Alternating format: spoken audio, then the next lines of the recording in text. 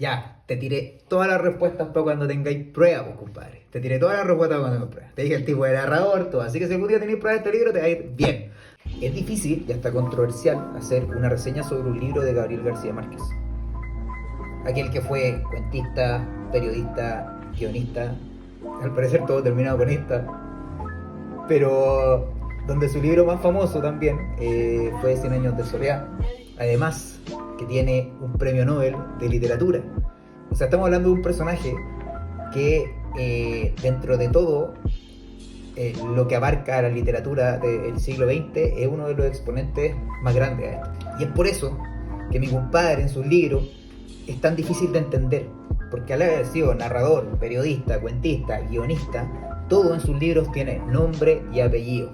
Por eso en que Cien años de soledad, la familia Buendía es tan extremadamente grande, todos con nombre y apellido, y por eso esos libros son tan difíciles de leer. Por eso, y a través de ponerle nombre a todo, hoy día vamos a hablar de una novela, más bien crónica, que en lo personal a mí me gustó bastante. La leí cuando era chico y solamente me acuerdo del final. Por eso la quise leer de nuevo para tener una mejor perspectiva. Así que es Crónicas de una muerte anunciada. Yo creo que es de esos libros que uno se lee en el colegio y exactamente como lo dije, te acordáis solamente del final, te acordáis cómo termina, pero no te acordáis en el trayecto, porque como a Gabriel García Márquez le gusta ponerle nombre a todo, este libro tiene mucho contenido en muy pocas páginas. Y el mismo libro, el mismo título del libro, te dice más o menos qué es lo que va a pasar. Spoilers. Pero comienza con un narrador, al parecer cercano a los sucesos, donde relata las últimas horas de Santiago Nazar, un emigrante árabe, el cual hablaba árabe solo con su papá, que lo mencionan varias veces. Y el libro parte con Santiago Nazar saliendo de la casa y un narrador que fue escribiendo de a poco esta crónica, recopilando los muchos datos que le daba la gente del pueblo. Datos ambiguos, y eso es lo entretenido de cómo se narra este libro. Porque mucha gente recordaba que aquel día llovía y mucha otra gente recordaba que aquel día estaba soleado como primavera.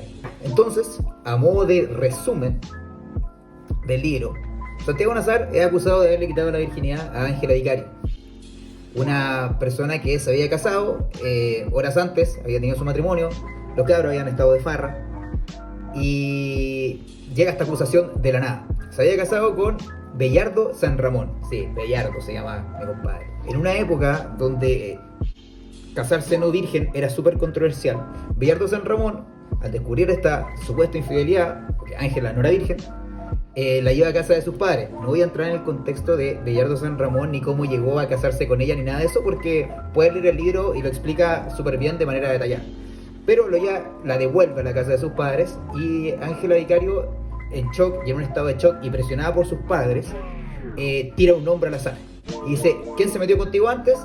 Santiago Nazar.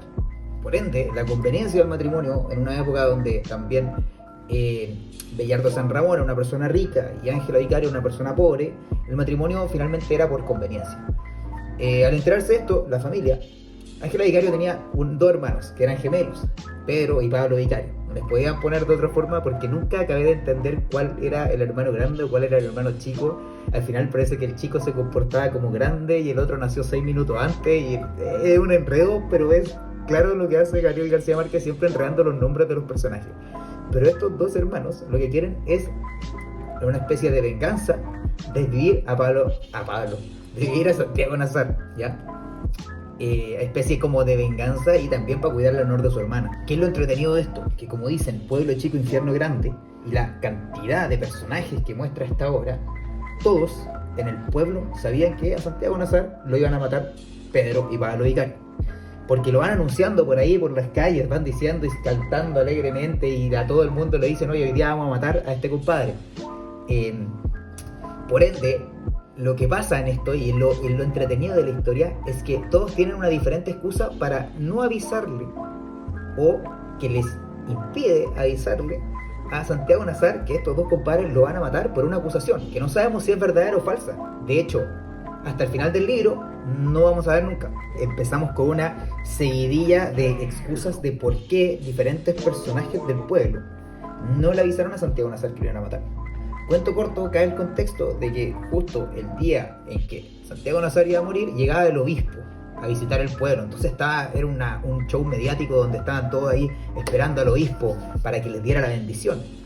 Donde también, al juntarse tanta gente, se empezaron a correr la voz de que a Santiago Nazar lo iban a matar ese día. ¿Quiénes? Pablo y Pedro Vicario.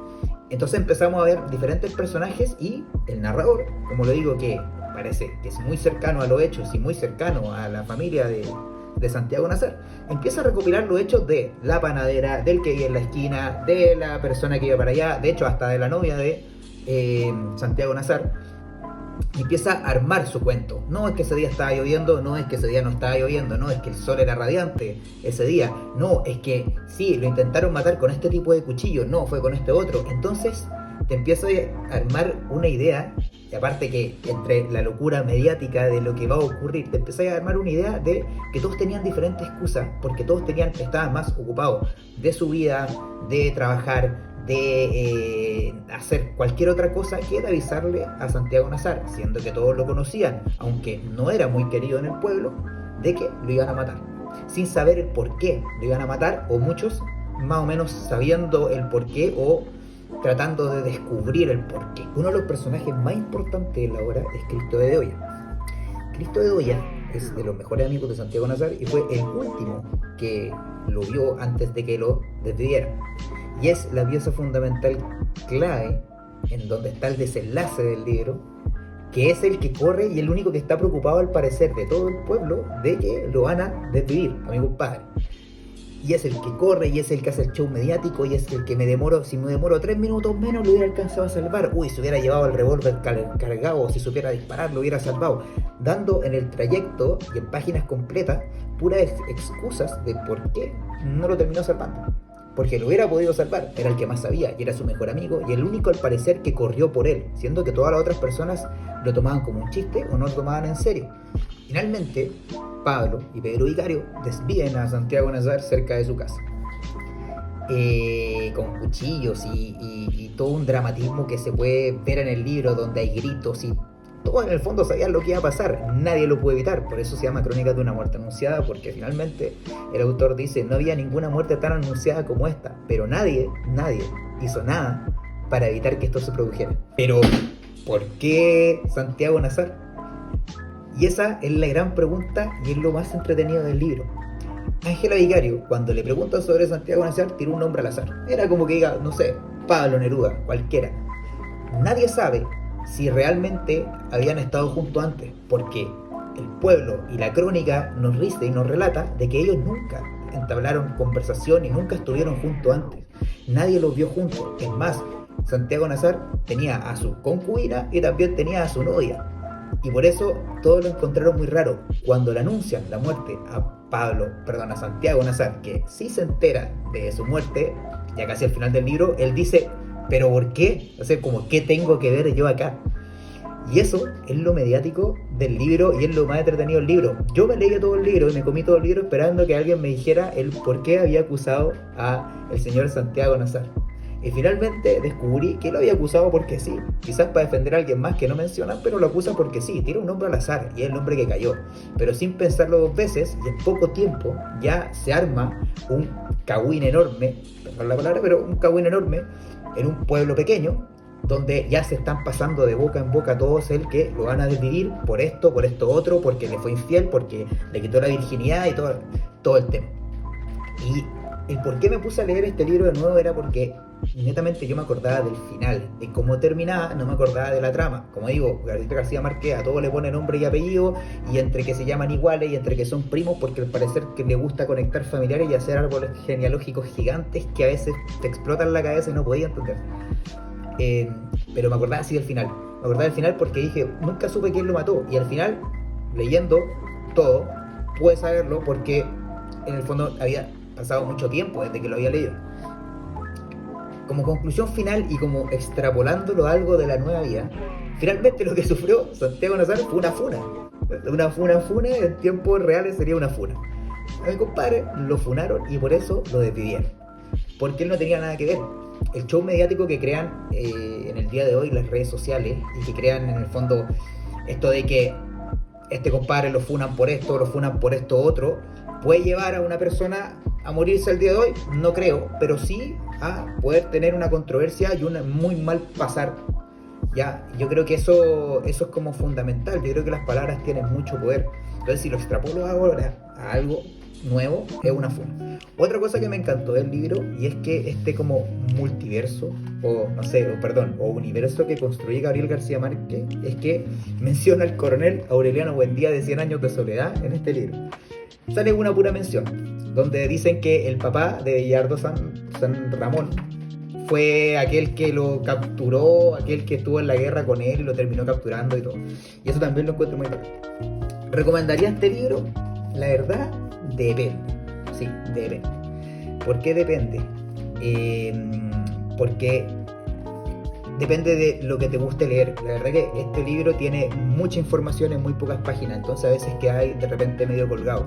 Yo estaba leyendo y yo a veces no sabía si estaba hablando de mi compadre Santiago Nazar o si estábamos hablando de otra persona. Nunca acabé de todo entender el tipo de narrador que se presenta. Sé que es una persona muy cercana, pero nunca se explica si que el apellido, el nombre, nada. Es un compadre que está ahí, que es amigo, que vio todo y que después empieza a recopilar años después los datos de la historia.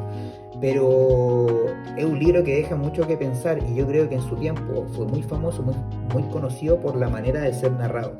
Y yo creo que por eso en los colegios te hacen leer este tipo de libros. No un narrador omnisciente, es un narrador que está presente en la historia. Así que todo lo hace de su propia perspectiva, pero tampoco es una persona que esté presente en todos los hechos, sino que va recopilando estos hechos y va construyendo lo que le dice la gente. El cuentacuentos, como dicen. Así que por eso digo depende, pero en sí el libro es muy bueno, está muy bien hecho, y voy a buscar más libros que leer que haya quedado así como con la duda desde chico, partiendo por este.